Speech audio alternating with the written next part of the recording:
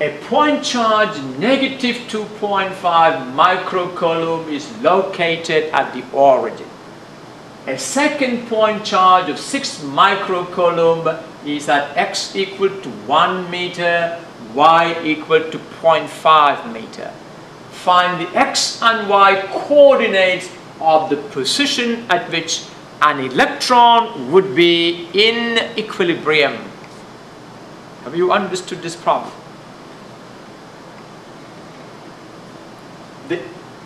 The electron will be in equilibrium. Now look at the positions of the charges. A charge of negative 2.5 microcoulomb is located at the origin. That is my Q1. Q1 is negative 2.5 microcoulomb.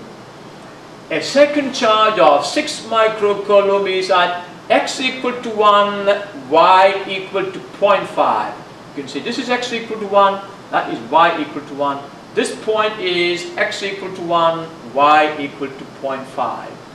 Find the x and y coordinates of an electron, of the position of an electron at which the forces on the electron due to these two charges will be balanced. That is what it means. If the electron has to be in equilibrium, the forces on it must be balanced. That means the force on the electron due to Q1 must be equal to the force on the electron due to Q2. We need to find the x and y components of the position of that electron. We need to find these values of x and y. Alright, try and follow this carefully. The electron will be in equilibrium when the net force on the electron is 0. Now, that happens only when the electron is placed on a straight line with these two charges. It cannot happen anywhere else. I want you to think about it, alright? And if you have any questions, write to me. If Fe1 represents the force on the electron by the charge 1, and Fe2 is the force on the electron by charge Q2, that means when the electron is in equilibrium, Fe1 plus Fe2 must be equal to 0. Is that right? The total force exerted by these two charges on the electron must be equal to 0. So all we need to do is obtain an expression for Fe1 and an expression for Fe2, add them together, set it equal to 0, and solve for this distance first. Find the distance of the electron from the origin, and then we will figure out x and y of that position. Alright, the distance between, first of all, let's find the distance between charges 1 and 2. Can you help me do that?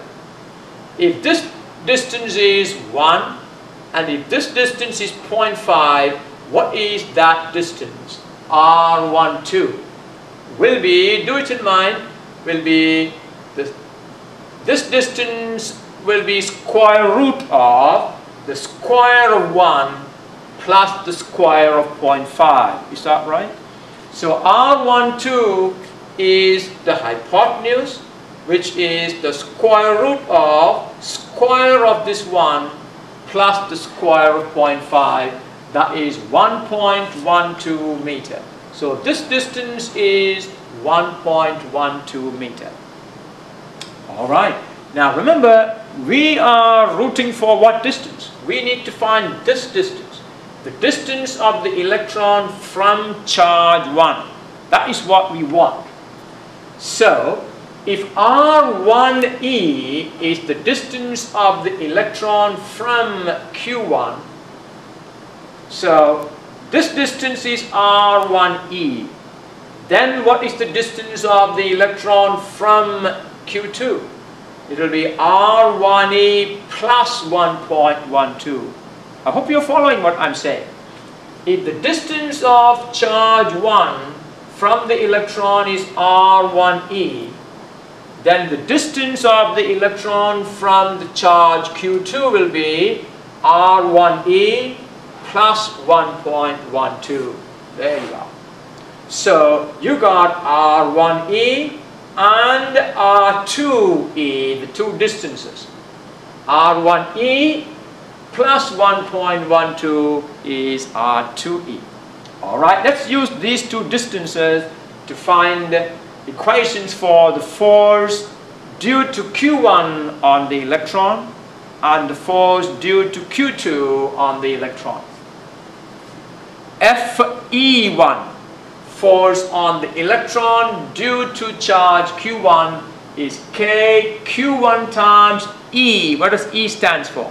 E is the charge on the electron. Do you remember the charge on the electron? It's 1.602 times 10 to the negative 19 Coulomb. Alright, so that will be K is 9 times 10 to the 9. Q1 is 2.5 microcoulomb, convert that coulomb, times the charge on the electron is 1.60 times 10 to the negative 19, divided by R1e squared. You've got to leave it like that because we don't know that value. We need to solve for that value. Now that will be, I calculated that. Alright, you need to do it on your own. 3.6 times 10 to the negative 5 divided by R1e squared. That is the force on the electron due to the charge Q1. Similarly, let's find the force on the electron due to the charge Q2.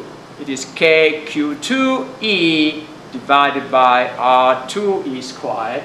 Well, you know that distance, is that right? Tell me, what is that distance? R2e will be this plus this.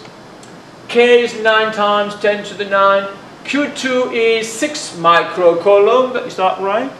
And the charge on the electron divided by the square of R2e is R1e plus 1.12 all squared. And simplifying that gives me 8.65 times 10 to the negative 5 divided by this quantity. And what did we say the condition is when the electron is in equilibrium? The sum of these two forces must be equal to 0. Do you want to take it as a challenge? Can you add these two, set it equal to 0 and solve for R1e? Now if you want to take my challenge, turn off the video now and do that on your own. So, the magnitudes of these two forces are equal, or the sum will be 0. So what I'm going to do is, I'm going to set them equal to each other. Is that right? Because when they add to give you 0, one is equal and opposite to the other. Since we are only looking for the magnitudes, I can say the first force equal to the second force. Is that right?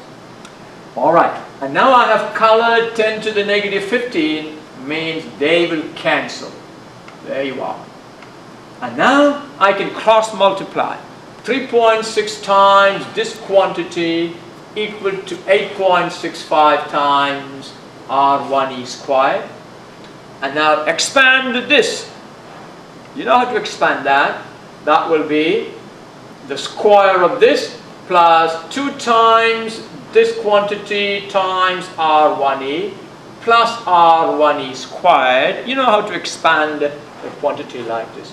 Equal to 8.65 times R1e squared. In the next step, distribute that 3.6. Alright? And distribute the 3.6. Move the right side to the left and simplify.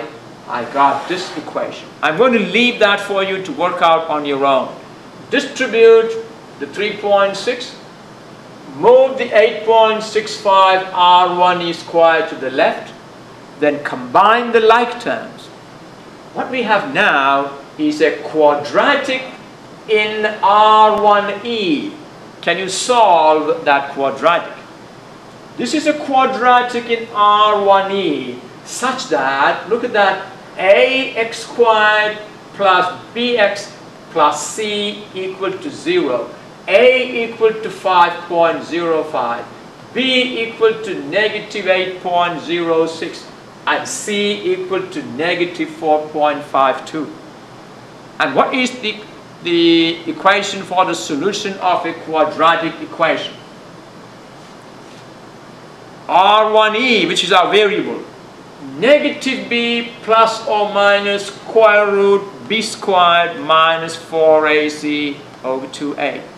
And we have a, b and c, and look at the way I have used a, b and c. Alright, watch it and see whether you understand it. Negative b plus or minus b squared minus 4ac all over 2a. And I simplified inside the square root, and I got this. And that becomes R1E equal to 2.04. You see, you get two values, one positive and one negative. Now, R cannot be negative, so we only choose the positive value. So now you know that the distance of the electron from the origin is 2.04. Now ignore the negative solutions because R1E cannot be negative. Alright, now what do we have? We know this distance is 2.04 meter. We need to find x and y values. That's now very simple. If theta is the angle R1E makes with the negative x-axis, if this angle is theta, tan theta will be x over y. Is that right? Well, and this angle will be the same as that angle. Can you find that angle? Alright, tan theta will be, opposite side is 0.5, adjacent side is 1. So tan theta is 0.5 divided by 1, that is 0.5. I hope you understood my argument. If theta is the angle made by this R1E with this negative x-axis, then this angle will be exactly equal to this angle. And tangent of that angle is, this is the opposite, 0.5. This is the adjacent, that is 1. Tan theta equal to 0.5 divided by 1, or tan theta equal to 0.5. That gives theta equal to tan inverse of 0.5, that is 26.7 degrees. So this angle is 26.7 degrees, means this angle is 26.7 degrees. So if I have, now complete that triangle there. Now this is my x and that's my y. So you know this angle theta is 26.7 degrees.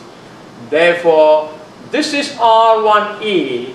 This x will be this R1E cos theta, which is 2.04 cos theta. You see? X equal to 2.04 cos 26.7 degrees, which is negative 1.82 meter. X is negative. You see, X is negative 1.82 meter, and Y will be 2.04 sine 26.7 degrees. That is negative 0.92 meter. So, look at that. We took a long way to do that, but we have now obtained the coordinates of this point, which is negative 1.82 meter, negative 0.92 meter. Now, you must practice these problems. Very important types of problems, and you must be,